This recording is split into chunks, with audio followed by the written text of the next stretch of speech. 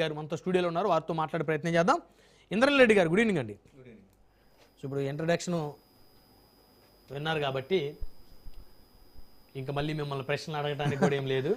అంటే ఆ వ్యూహాన్ని ఆ కూటమి పార్టీలు ముందుంచుకొని పోతా ఉన్నాయి. ఎందుకంటే ముందే టీడీపీ వచ్చి ఇక్కడ మీ జెండా ఎగరేయాలని ప్రకటిస్తే జనసేనలు సోషల్ మీడియాలో గొడవ చేస్తారు.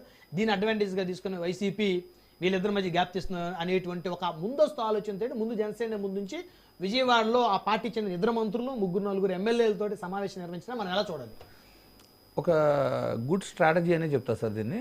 ఎందుకు అంటే ఆల్రెడీ మీరు కానీ పిఆర్పి పార్టీ 2009లో పోటీ చేసినప్పుడు విజయవాడలో 2 ఎమ్మెల్యే సీట్లను పిఆర్పి గెలుచుకోగలిగింది. 3వ సీటు కూడా అంటే ఒక 1000 ఓట్ల లోపు తేడాతో మాత్రమే కోల్పోవడం జరిగింది. వెస్ట్ ఈస్ట్ 2 గెలిచింది, సెంట్రల్లో ఒకటి చిన్న తేడాతో ఓడిపోవడం జరిగింది. అంటే జనరల్గా పిఆర్పి క్యాడర్ అంతా కూడా మరలా జనసేనకు కొమ్ము కాశారు కాబట్టి వారికి అక్కడ భారీగా బలం ఉంది అనేది చాలా క్లియర్గా అందరికీ తెలిసిన విషయం. విజయవాడ మేయర్ పరిధి తీసుకుంటే మీరు సిటీలు అయితే ఇప్పుడు ఒకవేళ అక్కడ మరలా టీడీపీ కానీ బీజేపీ కానీ కంటెస్ట్ చేస్తే డెఫినెట్లీ కూటమిలో కొన్ని విభేదాలు వచ్చే పరిస్థితులు అయితే కనపడుతున్నాయి. సో ఇంకోటి ఏంటి, అసలు జనరల్గా అయితే 2024 అసెంబ్లీ ఎన్నికల్లోనే జనసేనకున్న బలం రీత్యా కంపల్సరీ విజయవాడ టౌన్లో ఒక సీట్ అన్నా కేటాయించాలి. కానీ అక్కడ ఏం జరిగింది అంటే క్యాడర్ ఉన్నప్పటికీ కూడా గెలిచే అంతా లేదు, ఆర్థికంగా బలమైన నాయకుడు జనసేన తరపున లేకపోవడం కారణమై ఉండొచ్చు. ఆ రోజున జనసేనకి టికెట్ అక్కడ కేటాయించలేకపోయారు.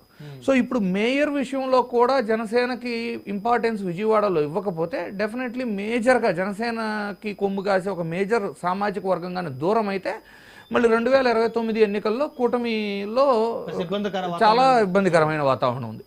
సో వాళ్ళు చాలా స్ట్రాటజీతో ఒక బీజేపీ ఎమ్మెల్యే ఉన్నాడు, 2 ఎమ్మెల్యేలు ఉన్నారు కాబట్టి మేయర్ని జనసేనకు కేటాయించడం వలన ఈ కూటమిలో ఎలాంటి విభేదాలు ఆ డిఫరెన్సెస్ లేకుండా ఉంటాయి అనే ఒక ఉద్దేశంతోనే విజయవాడని ప్రీ ప్లాన్డ్గానే వాళ్ళు కొంచెం డిస్కస్ చేసుకొని ఈ విధంగా మీటింగ్ పెట్టి అనౌన్స్ చేశారు అనేది చాలా క్లియర్గా అర్థమైపోతుంది. ఎందుకు అంటే రీసెంట్గా టీడీపీకి సపోర్ట్ చేసే కొన్ని న్యూస్ పేపర్లో 15% సీట్లు మాత్రమే జనసేనకు కేటాయించబోతున్నామని ఇండికేషన్ ఇచ్చేశారు. ఇక్కడ విజయవాడలో జెండా ఎగరేయాలని చెబుతూ కూడా నాదెండ్ల మనోహర్ గారు ఏం చెబుతున్నారు, మనం ఇంకా బలపడలేదు, మనము పొత్తు ధర్మాన్ని కాపాడాలి, కొంచెం మనం తక్కువ సీట్లు తీసుకొని పోటీ చేయాల్సిన పరిస్థితి ఉంది అనేది కూడా మళ్ళీ అక్కడ కన్విన్స్ చేయడం కూడా చూస్తున్నాం. అంటే వారు ఆ మాట అనగానే వెంటనే జనసేన పార్టీ సోషల్ మీడియానే నాదెండ్ల మనోహర్ గారి మీద నెగిటివ్గా టార్గెట్ చేసిన పరిస్థితి. బలం ఏంటండి, తెనాల్లో మీకు బలం ఉండి పోటీ చేశారా, మీకన్నా 3 రెట్లు ఆలపాటి రాజయ్య గారికి ఓట్లు వచ్చాయి కదా, ఇక్కడ బలాబలాలు కాదు, కూటమన్నాక అందరం జట్టు కట్టాము, అవకాశం ఉంది సీట్లు లాక్కోవడం పోటీ చేయటం అనేటువంటిది మాట్లాడిన తర్వాత వెంటనే వారు తెల్లారి తెనాల్లో ప్రెస్ మీట్ పెట్టి మళ్ళీ వర్షన్ మార్చారు. కానీ మీరు కానీ మీకు ఒక చిన్న స్టాటిస్టికల్ ఇన్ఫర్మేషన్ చెప్తా చూడండి. 2019లో జనసేన, టీడీపీ, బీజేపీ విడివిడిగా పోటీ చేసింది. టీడీపీకి 39% ఓటింగ్ వచ్చింది, జనసేనకి 5.5+ వచ్చింది, బీజేపీకి 0.8% వచ్చింది. ఈ మొత్తం ముగ్గురి కలుపుకుంటే 45.54% ఓటింగ్. 175 నియోజకవర్గాలని 45.54 వీళ్ళకి వచ్చిన ఓటింగ్ షేర్ ప్రకారం చూస్తే జనసేనకి 21 సీట్లు వస్తాయి. సో 2019లో ఎవరు ఎంత ఓటింగ్ పర్సంటేజ్ సాధించారో ఆ ఓటింగ్ పర్సంటేజ్ ప్రకారమే సీట్లను కేటాయించారు 2024 అసెంబ్లీలో పోటీ చేయడానికి. ఇది మీరు అద్భుతమైనటువంటి కాదు, మీరు చూసుకోండి, నేను విత్ డేటా చెప్తున్నా, విత్ స్టాట్స్. సో టీడీపీకి 150 రావాలి, కానీ వాళ్ళు బీజేపీకి వాళ్ళ దాంట్లో నుంచి కొంత షేర్ ఇచ్చారు. అయితే ఇప్పుడు 2024 పరిస్థితి కూడా మేము డేటా తీసి చూస్తే టీడీపీకి 45.6, జనసేనకు 6.87, బీజేపీకి 2.83 వచ్చినాయి. మరలా ఇవన్నీ కలిపితే 55.3% ఓటింగ్ అవుతుంది. దీన్ని 175 నియోజకవర్గాలకి డిస్ట్రిబ్యూట్ చేస్తే మరలా జనసేనకు వచ్చేది 22 సీట్లే కేటాయిస్తే ఆ కోటాలో.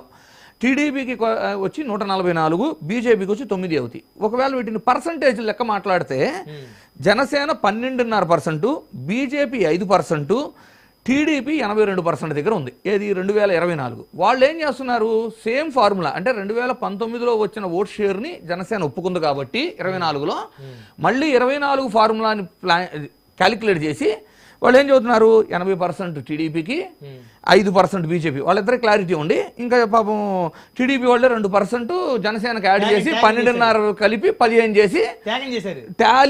త్యాగం అని చెప్పను వాళ్ళు. త్యాగం చేశారు అంటే ఇప్పుడు జనసేన 2024 ఎన్నికల్లో కాంప్రమైజ్ అయింది కాబట్టి ఇప్పుడు కూడా ఆ షేరింగ్ వైజే మీకు జడ్పీటీసీ ఎంపీటీసీ మీకు స్థానిక ఎలక్షన్లో కేటాయిస్తాము అనేది ముందుగానే పేపర్ లీక్లు ఇస్తున్నారు. సో వీళ్ళు ఈ 15%లో ఎన్ని స్థానాలు ఇస్తారు? ఇప్పుడు ఒకటి గుర్తుపెట్టుకోవాలి సార్, జనసేన అనేవాళ్ళు ఈ విధంగా మీరు ట్రావెల్ చేస్తే నిజంగానే పవన్ కళ్యాణ్ గారు చెప్పినట్టు 15 ఏళ్ళు 20 ఏళ్ళు పట్టింది. ఎందుకంటే 5 సీట్లు పెంచుకుంటా వెళ్ళి మీరు నిజంగా మీకు బలం ఉంటే డెఫినెట్లీ సగం అడగ అవసరం లేదు సార్, అట్లీస్ట్ 30% అడగండి. మీ బలం పెంచుకోవాలి అంటే పోటీ చేసే స్థానాలు పెరగాలి కదా. 30% బహుశా నాకు తెలిసి 29లో అడుగుతారు వాళ్ళు. ఇప్పుడు స్థానిక బాడీ ఎలక్షన్లో అడగకపోతే మళ్ళీ మీ ఓటింగ్ పర్సంటేజ్ చూపించి మళ్ళీ కన్విన్స్ చేస్తారు.